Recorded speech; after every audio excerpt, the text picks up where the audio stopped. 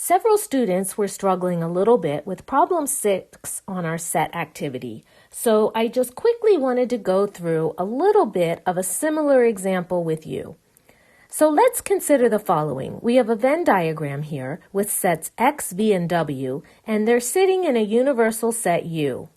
And we're told the following information, namely the number of elements in U is 105, the number of elements in X is 28, the number of elements in V is 35, etc., etc., etc., etc., etc. We're asked to fill in this Venn diagram. That means we want to figure out how many elements sit in all the various portions of the circles. Now, how might we go about doing that? I want to start and focus first of all on just saying, okay, let's look at the set X itself right here, and let's narrow in, and we want to figure out what are the pieces that fall into X.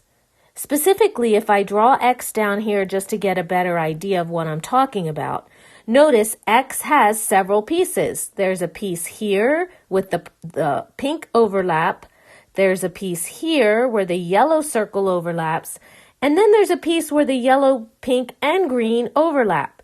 So if we look and we mark them, there are 1, 2, 3, 4 significant little pieces that all come together to make up that set X. So those 1, 2, 3, 4 pieces together have to add up to 28 total.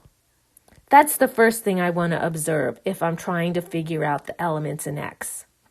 But where do I really start?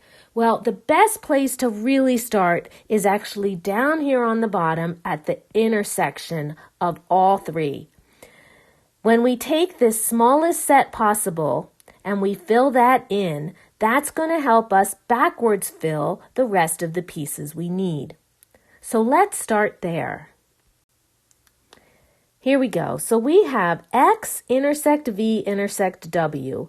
And if we were to count the number of elements in that set, that would be 7.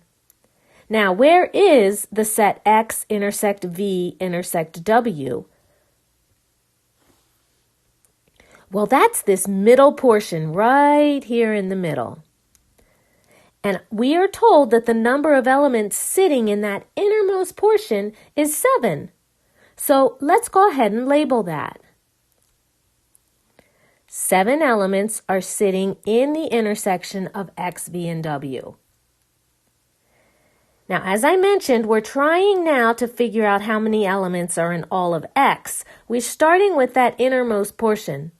Well, now let's take a look at another intersection portion.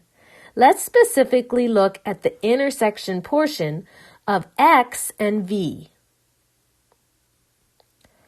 What are we told about the intersection of X and V? Well, let's look right here. The number of elements in X intersect V is 15. But notice we already have 7 in that intersection portion. So the leftover part that goes up here, what's that gotta be? Well, because it has to total to 15, we can figure out how much has to be in that portion by taking 15 minus 7, or simply getting the number 8.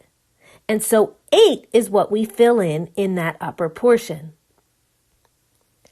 There are 8 elements that lie just in the intersection of X and V, so that 8 plus 7 gives us a total number of 15 in the intersection of both X and V. Let's turn our attention then to X and W. If I want to figure out how many elements are in the intersection of X and W, but specifically I want to focus on the piece right here that is not filled in, I have to look at the number of elements in X intersect W. And that's right here. That's 8. So if there are 8 elements total, and I know 7 are in the innermost part, how many go in that question mark place? Yeah, so we're going to take 8 and subtract 7, And that's going to tell us we have one element right there, right? 1 plus 7 gives us 8 total, and that's the total in X intersect W. Now notice we have gotten 3 of the 4 segments of X filled in, so we have one more piece, and that's the part outside in X. And so we're going to focus right here on the original question right here in the idea. So there's 28 elements in X total. How many fall outside here? What would we have to do? Well, we're going to apply the same logic, right? We're going to take 28, but we're going to subtract off the other elements that are already present. I have 8 plus 7, which is 15, plus 1, which is 16. So if I take 28 and subtract off the 16 elements that are already present, that gives us 12. And so that tells us 12 elements are sitting here in the outer portion of X that are not intersecting either circle V nor W. So what we've done is we've now taken the information we have and we've been able to fill in our circle X. Well, you do a similar thing and you can fill in V, and you can fill in W, and you can fill in U. Take a moment, pause this video, and see if you can't fill in the rest of those elements right now. Start with circle V, and then go to W, and then finally the leftover part in U.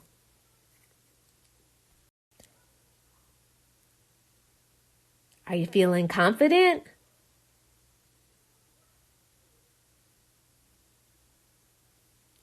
Well, let me go ahead then and show you those answers. Hopefully you get the same matching numbers that I get.